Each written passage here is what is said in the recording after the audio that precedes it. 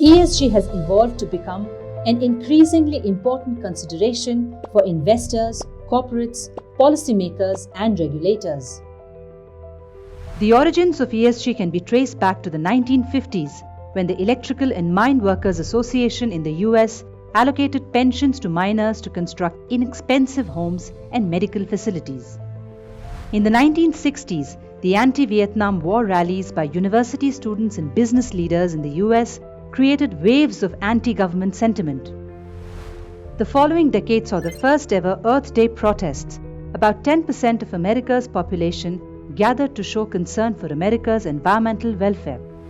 The idea of ESG was still growing in the 1980s, particularly in the light of the US government's Comprehensive Anti-Apartheid Act, which forbade further investments in South Africa.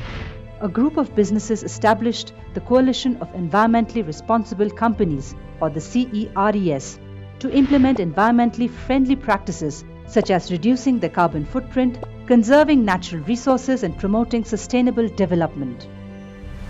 In the 1990s, the Domini 400 Social Index, currently known as the MSCI KLD 400 Social Index, was established to track the performance of companies that meet certain social and environmental criteria. It's considered to be a benchmark for ESG investment strategies.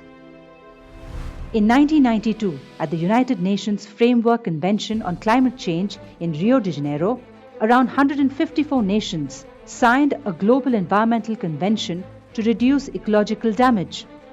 Further, in 1997, 192 nations adopted the Kyoto Protocol, agreeing to set targets for industrialized countries and economies to limit and reduce greenhouse gas emissions. The Global Reporting Initiative, or the GRI, was also established in the same year. GRI is an independent international organization that helps businesses, governments, and other organizations to report their impact on climate change, human rights, and corruption.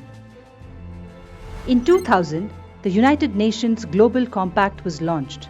The UNGC is a voluntary initiative encouraging companies to adopt sustainable and socially responsible policies and practices.